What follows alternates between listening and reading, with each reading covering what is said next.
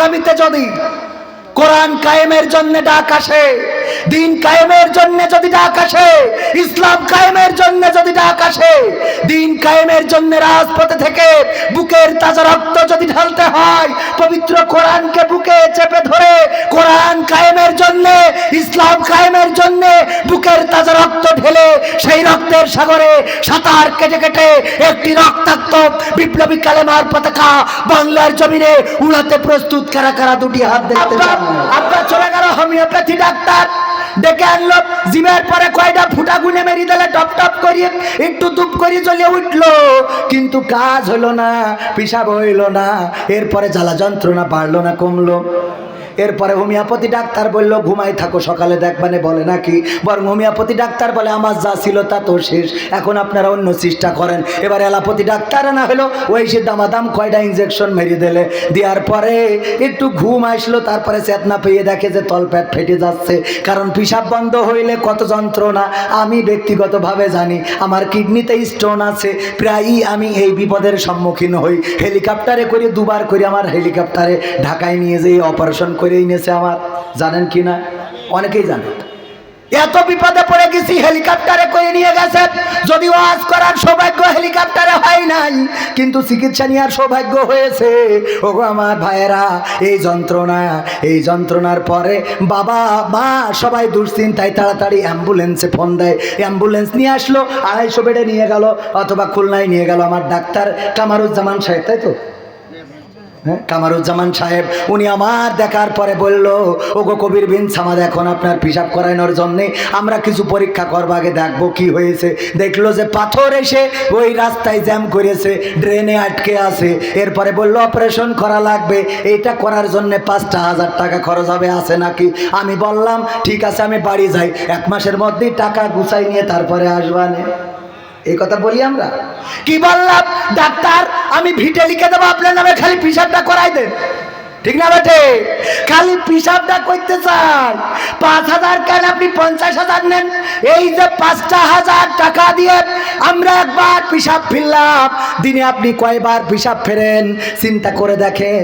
বিনা টাকায়, বিনা কষ্টে, বিনা ডাক্তারে বারবার যে পিসাব ফিরতে পারেন, এর জন্যে আল্লাহর কাছে সিজদা দেওয়ার দরকার আছে না? না,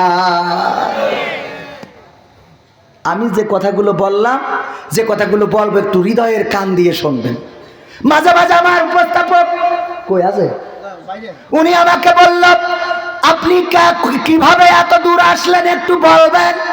কিভাবে এত দূর আসলাম? এই এত দূর মানে আমি যশোরের কেশবপুর আইছি, এটা বুঝাই নাই। এটা বুঝাইছে না? আমি কেমন করে ওয়াইজিন হইলাম, কেমন করে বক্তা হইলাম, কেমন করে শিল্পী হইলাম, কেমন করে নাট্যকার হইলাম, এক কথায় আনসার হলো আল্লাহ রব্বুল আলামিনের জন্য এত দূর আসতে পেরেছি। কার জন্যে?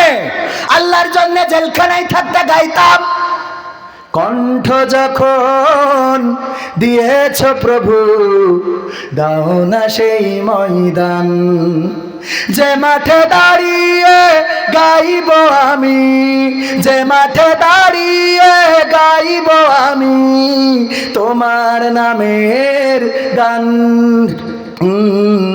দাও না সেই ময়দান ও প্রভু, দাও না সেই ময়দান। কণ্ঠ যখন দিয়েছ প্রভু দাও না সেই ময়দান ও প্রভু, দাও না সেই ময়দান। বলেন আমি। দেয়ার মালিককে, আল্লাহকে যারা অভিভাবক মেনে নেয় তাদের কোনো ভয় থাকে না, তাদের কোনো দুঃখ থাকে না, তাদের কোনো পরাজয় থাকে না, তাদের কোনো হার জিত থাকে না। যাই করে সেটাই সফলতা, যাই করে সেটাই সফলতা। আমাদের নাটক দেখলেও আমরা সফল, না দেখলেও আমরা সফল। আমরা কারণ করি কার জন্যে? কার জন্যে? আমার ওয়াজ আপনারা শুনলেও আমি সফল, না শুনলেও আমি সফল, কারণ করি কার জন্যে? আল্লাহকে যারা অভিভাবক মানে এদের কষ্ট থাকে না। উদাহরণ দিলে বুঝবেন। মালয়েশিয়াতে আমি নিজে চোখে দেখেছি, অ্যাক্সিডেন্ট করার পরে 2টা গাড়ি মুখোমুখি লেগে গেছে। ওরা 2 গাড়ি থেকে নামবে, নেমে 2জনে হ্যান্ডশাপ করিয়ে কুলাকুলি করিয়ে একজন আর একজনের চলে চুমু খাবে, খেয়ে তারপরে বলবে এখন কি করা যায়। বিশ্বাস হয় আপনাদের?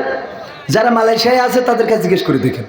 অ্যাক্সিডেন্ট করার পরে দুইজনে গাড়ি থেকে নেমে আগে হ্যান্ডশাপ, তারপরে কুলাকুলি, তারপরে নিজেরা চুমা খাবে একে অপরের, তারপরে যে ওরা বলবে যে দেখ অপরাধটা কার ছিল, আমার ছিল, আমি সরি, আমাদের ইন্স্যুরেন্স আছে, ইন্স্যুরেন্স কর্তৃপক্ষ যা করার করবে, যদি মিট করতে না পারে তাইলে পুলিশকে ডাক দেবে, পুলিশ এসে মীমাংসা করে দেবে। কোনো মারামারি নেই, কাটাকাটি নেই, পালানো লাগে না, দৌড়ানো লাগে না। এটা মালয়েশিয়া থেকে অনেক কিছুই শিখেছি। অনেকেই অনেকের দিকে হিংসা করে। মালয়েশিয়ায় থাকতে আমার সাথে যত মালয়েশিয়ান ছিল ওদেরকে অনেক সময় বলতো, এই কবির বিন সামাদ কত বেতন পাই জানিস, তোদের থেকে বেশি বেতন পায়। পরে মালাইরা আমার সাথে আবার বলে যে তোর দোস্ত তো এই কথা বলছিল যে তুই নাকি এই বছর তোরে আবার নাকি বসে বেতন বাড়াইছে, তুই নাকি আমাদের থেকে আরও এত টাকা বেশি বেতন পাচ্ছিস। আমি বললাম হ্যাঁ বসে বাড়াইছে, বলছিল কাউরে কিছু না বলার জন্য। তুই জানলি কি করে? কয় না তোর অমুক বন্ধু বলছিল। আমাদের এ নিয়ে মাথা ব্যথা নাই, কারণ ইউমিয়া রিজিকি তুহান বাগি কিতা মানা কেনাপা না মাও খাচ্ছাও। তোর রিজিকি দিয়েছে আল্লাহ, আমি কেন তোর সাথে ঝামেলা করব? রিজিক দিয়েছেন কে? আল্লাহ। তোর জন্য যেটা নির্ধারিত সেটা তোর জন্য আসবে। এক পুলিশ অফিসার আমাকে একদিন একটা মোরগ দিচ্ছে। আমি বললাম কের জন্য এই মোরগ দিচ্ছিস? কয় ইনি আয়াম সায়াবাগি ইউমিয়া আলা। আমি বললাম কের জন্য? তোর এই বলছে এই মুরগি তোর জন্য দিলাম। কের জন্য? কয় ইউমিয়া রিজিকি ইনি, তোর রিজিকে এটা ছিল। আমি বললাম মাছামানা আডা আয়াম সায়ামিয়া রিজিকি। কয় তুহান সুডা বাগি সামাইউ, আল্লাহ তোর জন্য দিয়ে দিয়েছে। আমি বললাম কিভাবে আমার রিজিকে ছিলাম এটা বিশ্বাস করব? বলছে আল্লাহ তোর জন্য দিয়ে দিয়েছে, তুই কি তাকদিরে বিশ্বাস করিস না? তোর তাকদিরে লেখা রয়েছে এটা। সুবহানাল্লাহ বলবেন। ওদের চিন্তাগুলো দেখেন আর আমাদের চিন্তা হইলো হ্যাঁ ও রসগোল্লা খাচ্ছে আর আমি এখানে এসে কাঁচাগোল্লা খাচ্ছি, আমারও রসগোল্লা দিতে হবে, হয় আমি পাবো নাই পাবো না। আমাদের চিন্তা চেতনা এমন যে একবার নাকি দুই ভাই যাচ্ছে এক রাস্তায়, এক মরুর পথে যাইতে যেয়ে পানি, এক বোতল পানি আছে, পানির পিপাসা লেগেছে, ছোট ভাই কয় আমি খাবো, বড় ভাই কয় আমি খাবো। দুই ভাই মারামারি করতে করতে পানিটা গেছে পড়ি, মরুভূমিতে পড়লি, মরুভূমিতে নাকি একটা দৈত্য আটকানো ছিল, ওই পানি পেয়ে জেগে উঠেছে হু হা হা হা করে। উঠে বলছে এই তোরা আমার জীবন বাঁচাইছিস, এখন বল আমি তোদের উপকার করব, তোদের কার কি দরকার শিগগিরই বল। বড় ভাই বলছে আমি বলবো আগে, ছোট ভাই বলছে আমি বলবো আগে, বড় ভাই বলছে আমি বলবো আগে, ছোট ভাই বলছে আমি আগে।